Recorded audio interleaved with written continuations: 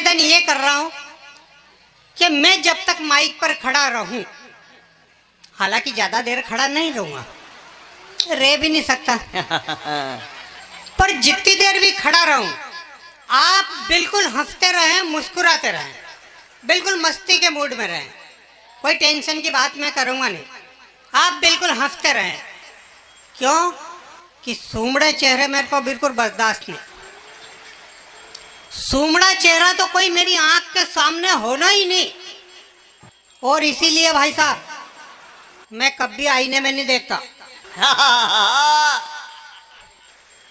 मुझे बर्दाश्त ही नहीं है सूमड़ा चेहरा। तो आप बिल्कुल हंसते रहे, मुस्कुराते रहे।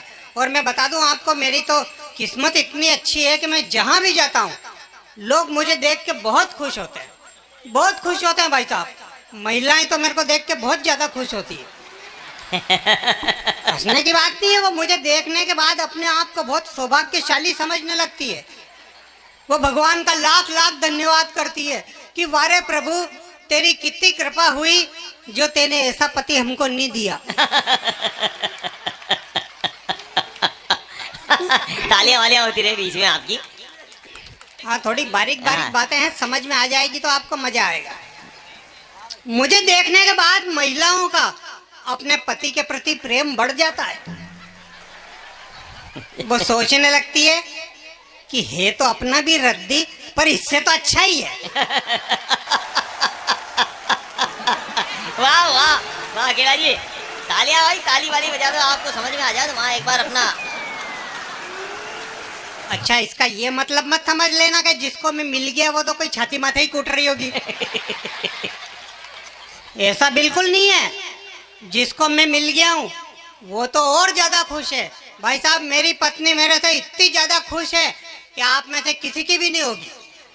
हाँ, वो इसलिए खुश है क्योंकि मेरा 25 लाख का बीमा है।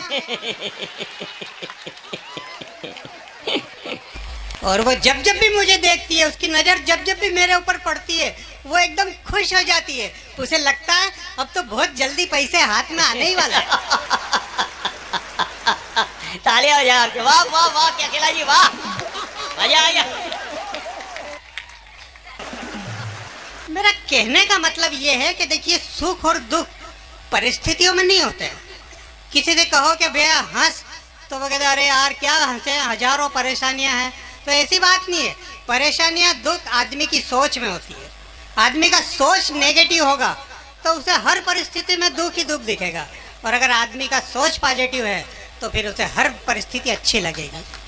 4 पंक्ति कह रहा हूँ, बात अच्छी लगे तो आपका भरपूर प्यार मिले। कि हौसला जीने का जो कदम दर कदम रखता है, जीवन के हर मोड़ पर, हर परिस्थिति में जो हिम्मत रखता है, निराशा कभी अपने जीवन में आने नहीं देता है, ऐसे लोगों की बात करता हूं मैं। कि हौसला जीने का जो कदम दर कदम रखता है, पराए गम से जो आंख अपनी नम रखता है, खुल के ठहाके लगा सकता है बस एक वही जो अपने सीने में गम छुपाने का दम रखता है, जो अपने सीने में। वाह वाह वाह वाह वाह।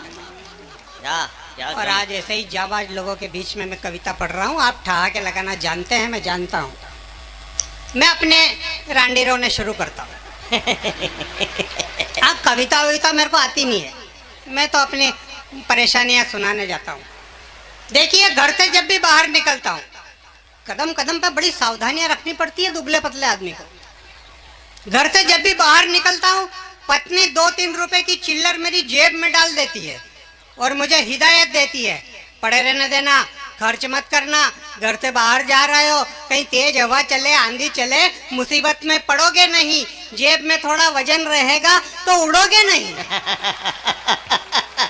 वाह वाह वाह अकेला जी, वाह। तो उस बेचारी को मेरी बहुत चिंता है साहब, और चिंता करना भी चाहिए। मैं आखिर उसका पति हूँ। हाँ, कैसा भी हूं तो क्या हो गया, या उसकी मांग का सिंदूर हूं मैं, हालांकि चुटकी भर हूं। नहीं, इसमें हंसने की क्या बात है, सिंदूर तो चुटकी भर ही काम में आता है। किसी को ज्यादा सिंदूर मिल जाए तो ऐसा थोड़ी कि फिर वो मुट्ठा भर भर के माथे पे लगा। नारी इतने से ही सिंदूर का उपयोग करती है भाई साहब, और उसमें कितना परिवर्तन आ जाता है। उसके नारीत्व की गरिमा बढ़ जाती है, उसके सौंदर्य में निखार आ जाता है, उसका व्यक्तित्व निखर जाता है। पर नारी एक जगह और सिंदूर का उपयोग करती है, बात अगर आप तक पहुंच जाए तो फिर भरपूर प्यार मिले। कि चुटकी भर सिंदूर की लाली सुहागन के मुखड़े का नूर बढ़ा देती है। हाँ, चुटकी भर सिंदूर की लाली सुहागन के मुखड़े का नूर बढ़ा देती है, पर वो अमर सुहागन हो जाती है जो भारत माँ पर अपना सिंदूर चढ़ा देती है। वाह वाह वाह वाह वाह वाह, अपना सिंदूर चढ़ा। बढ़िया बढ़िया, वाह वाह अकेला जी, कमाल कर दिया आपने। ये रांडी रोने में भी अच्छे काम हो रहे। ये अपना वीर रस था। ये रस बस इतना ही निकलता है, इससे ज्यादा वीर रस अपने से बर्दाश्त भी नहीं होता है। भाई साहब, मैं अगर जोश खरोश की बातें करूं तो सबसे पहले जोश मेरे को ही आता है। और आप जानो, मेरे को तो थोड़ा सा भी जोश आ जाए तो फिर मेरी बॉडी कंट्रोल में नहीं रहती है।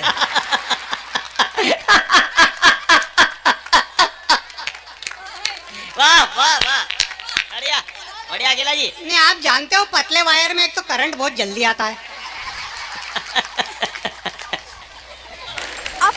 ना, और ज्यादा भी आता है ना। एकदम ज्यादा करंट आ जाए पतले वायर में तो फाल्ट हो जाएगी नहीं। इसलिए भाई साहब, मैं जोश खरोश की बात तो करता ही नहीं। पर अपन मत करो, सामने वाला कोई जोश खरोश की बात करे तो सुन के भी जोश तो आता है, कितना भी कंट्रोल कर लो। अभी ये भैया जो सुना रहा था जोश की बातें, हाँ। मेरे को तो जैसे कोई भेरू जी आने लगे थे। वो क्या है आप जानते हो, कच्चे पापड़ को आंच बताओ तो बांका टेढ़ा होता है कि नहीं। वाह वाह वाह वाह वाह,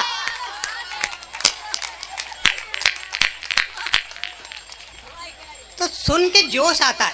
मैं आप कैसे आता है एक घटना बताता हूँ। हाँ, स्वागत स्वागत आपका। बहुत पुरानी बात है, उन दिनों की जब करगिल का युद्ध चल रहा था। पूरे देश में जोश खरोश का वातावरण था, सबकी देशभक्ति हिलोरे ले रही थी। मैं भी चपेट में आ गया। मैंने कहा यार, पूरी जिंदगी हो गई अपने देशभक्ति का कोई काम नहीं किया, आज देश को मेरी जरूरत है, सीमा पर जाऊंगा, दुश्मन से दो दो हाथ करूंगा। पर जब बंदूक देखी तो समझ में आई कि बंदूक तो अपने बाप से नहीं उठे, वो बंदूक के वजन से ही मर जाए अपन तो। फिर दिमाग लगाया तो एक आइडिया आया, मैंने कहा रक्तदान कर दो रे, ये भी बहुत बड़ी देश की सेवा। अपने रक्त से किसी घायल सैनिक की जान बच जाए, बहुत बड़ी देशभक्ति।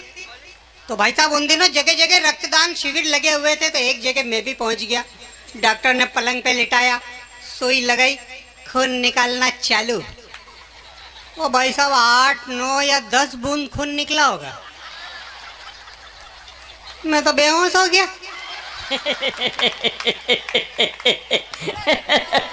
वाह भैया, डॉक्टर लोग बेचारे घबरा गए, खूब भागा दौड़ी करी और फिर आखिर 2 बाटल खून चढ़ा जब मैं होश में आया। बढ़िया, एक बार तालियां हो जाए आप सबकी। बढ़िया अकेला है, अकेला जी, मजा आ गया। तो देखो, मेरी भावना तो अच्छी थी देश सेवा करने की, पर काम उल्टा हो गया, उल्टे देश को मेरी सेवा करनी पड़ी। तब से क्या है, मैं देश सेवा करने में भी बहुत डरता हूं कि मेरी सेवा से कहीं देश संकट में नहीं आ जाए। पर इस घटना से जो बात मेरे दिमाग में आई वो आपको बताता हूं कि ये तो अच्छा हुआ कि मैं नेताजी सुभाष चंद्र बोस के जमाने में पैदा नहीं हुआ। आप सब बुद्धिजीवी लोग हैं, ज्यादा कुछ नहीं कहूंगा, समझ जाना। ये तो अच्छा हुआ कि मैं नेताजी सुभाष चंद्र बोस के जमाने में पैदा नहीं हुआ। अगर हो जाता तो आजादी का मामला खटई में पड़ जाता। क्यों? कि जब नेताजी कहते तुम मुझे खून दो, मैं तुम्हें आजादी दूंगा, तो भाई साहब मैं खून कहां से लाके देता? न, वो तो कहते ही सही। वाह, बढ़िया, तालियां हो जाए आपकी। वाह, तो ये तो अच्छा हुआ कि मैं उनके जमाने में पैदा ही नहीं हुआ, आजादी के बाद पैदा हुआ। पर ये भी कोई बहुत ज्यादा अच्छा नहीं हुआ, इधर भी परेशानी है। क्यों? कि पहले वाले नेताजी तो खून मांगते थे, आज वाले मांगते नहीं है, निचोड़ लेते हैं। वाह वाह वाह, बढ़िया व्यंग है। आहा, पहले वाले नेताजी तो खून मांगते थे, आज वाले मांगते नहीं है, निचोड़ लेते हैं। आजादी का फल पकने से पहले ही तोड़ लेते हैं। आजादी का फल पकने से पहले ही तोड़ लेते हैं। वाह वाह वाह, अरे वाह। आजादी तो इनको ही रास आई है, इन्होंने हर बात की आजादी पाई है। आजादी झूठ बोलने की, जहर घोलने की, धर्म बेचने की, शर्म बेचने की, देश की तकदीर बेचने की। आजादी कुर्सी के लिए अपनी माँ का भी चीर खींचने की। वाह कुर्सी के वाह लिए वाह, केला जी अपनी वाह, माँ का भी चीर बढ़िया खींचने बढ़िया। की। कुर्सी क्या? के लिए।